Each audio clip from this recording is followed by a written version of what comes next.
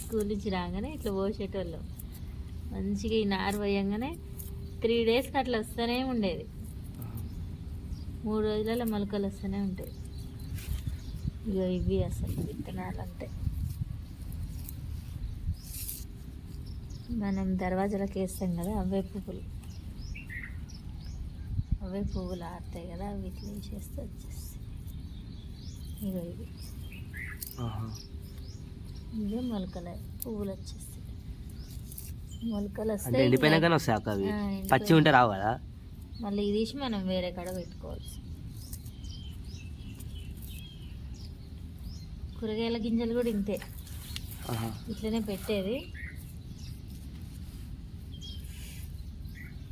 అమ్మమ్మ పెడుతుంటే ఆమెతో పాటు ఉండి చేసేది.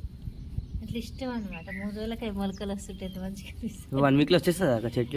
ఈ 1 వీక్ అవసరం లేదు, 3 డేస్లో మొలకలు వస్తాయి, స్టార్ట్ అవుతాయి.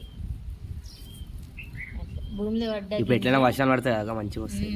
భూమిలో పడ్డ గింజ విత్తనం ఎక్కడ పోదంటారు కదా.